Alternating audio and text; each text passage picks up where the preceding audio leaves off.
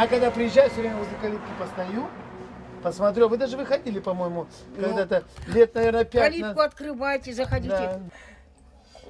Ой, спасибо. Ужатинская вода. Очень хорошо.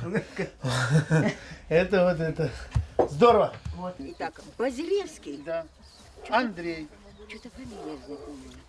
Ну как, они же этот... Я был очень долго министром образования Хабаровского края.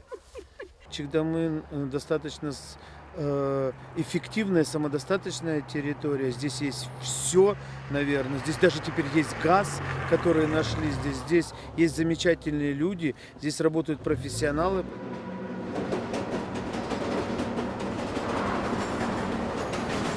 Педагогов тревожит школы, отсутствие детей, особенно в селах, когда школы выстроены на 600, на 700, на 800 мест, а ребят 100 и 200, а иногда и 40. А, например, в Чекунде в школе почти на 300 мест 10 детей. И сегодня говорят и очень беспокоятся, вот один десятиклассник или девочка хочет пойти в 10 класс.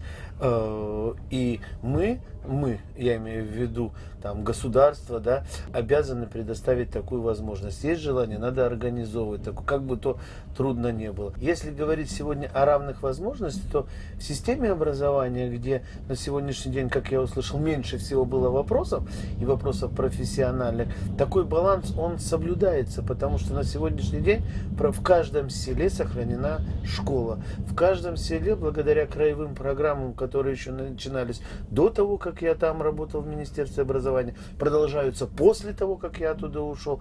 Это сеть интернет с контентной фильтрацией, это доступность учебников, которые сегодня ребята получают бесплатно, это возможность пользования компьютерными классами, интерактивным оборудованием. Да, наверное, где-то сегодня нет высококвалифицированных математиков и физиков, которые специализируются на подготовке ребят в 10-11 классах в школе старшей ступени. Но есть возможность получать консультации через систему интернет. И во всех, где бы я ни спросил, даже в селе, может быть, не всегда есть интернет, но в школе интернет везде есть. Это результаты той планомерной политики, того фундамента, который создавался в системе образования Хабаровского края на протяжении очень многих лет. И позиция та, которая была, она остается и сейчас. Школу в сельской местности трогать нельзя. Есть школа, есть ФАП, есть почта, есть аптечный пункт, или где-то есть аптечное даже место, где продают лекарства, где можно заказать лекарства. Село живет.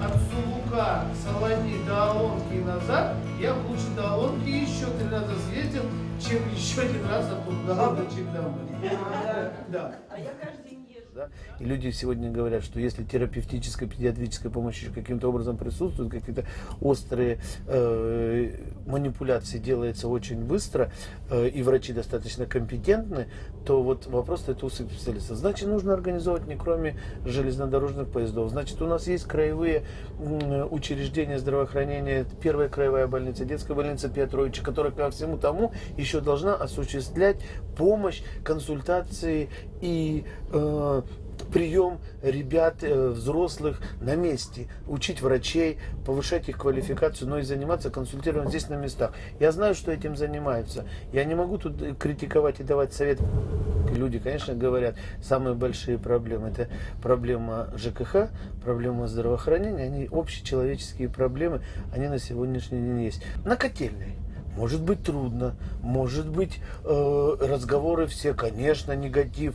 Была задержка заработная плата в Сулуке, в Солони, да, когда заработная плата. Но при этом люди готовятся к зиме, сказали, заработная плата будет завтра. На обеих котельных, в 2 котельных руководители женщины. Не мужчины, у них есть свои бригады, они каким-то образом организуют эту работу. Может быть, это неказисто сверху. Есть такие вещи, они на самом деле простые, но у меня не как у человека, не как у здравомыслящего человека, пока на них нет ответов. Потому что в этом вопросе надо очень серьезно разбираться и понимать, почему так. Потому что вопрос нет денег, он не вопрос. Потому что когда начинаем разбираться, вроде как, помните, я все время вспоминаю мой любимый мультик про кота Матроскина. Да, говорит, когда пришел Печкин, он говорит, у вас что, средств не хватает? Он говорит, средств у нас хватает, у нас мозгов не хватает. Это, ну, и в этом есть логика, в этом есть правда жизни.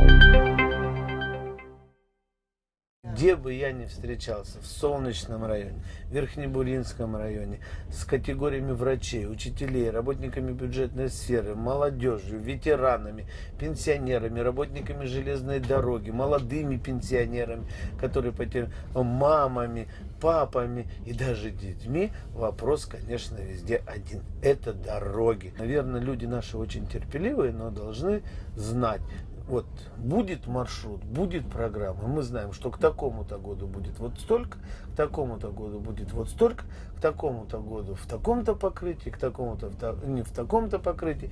И, наверное, тогда люди будут ждать и понимать. Вы знаете, я не был никогда в органах власти законодательной, да, это первая проба сил, но я понимаю прекрасно, 23 года отработав в органах исполнительной власти на достаточно высоких должностях и являясь сейчас руководителем достаточно серьезного федерального учреждения, в котором 1300 работающих. На уровне района, поселка и региона депутат – это человек, который ежедневно, ежеминутно решает вопросы региона, района, откуда тебя избрали. Можно говорить обо всем. Можно, конечно, понимать проблемы всего там региона. Можно, но тебя избрали люди вот здесь. И пусть на 2 секундочки, но ты должен убедить своих коллег, что именно в твоем районе, именно в твоем поселке нужна школа на 800 мест, чтобы уйти от второй смены. Школы везде нужны. Они везде нужны.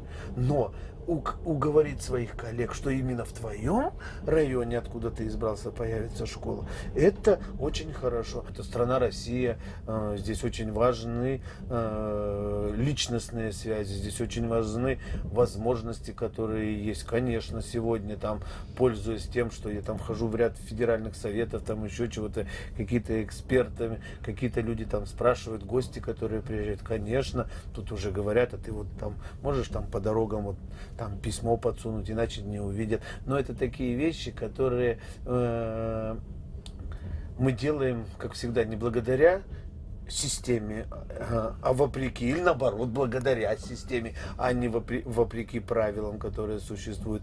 Конечно, ни у кого нет волшебной палочки, мы от этого не избавимся, но лоббистские возможности в нынешней ситуации надо обязательно использовать. Чигдамыне подарили футболку с надписью «Это навсегда», да, то есть это такая вещь, это с фамилией, это такое маленькое-маленькое напоминание о том, что где ты родился, там ты должен пригодиться, а как иначе.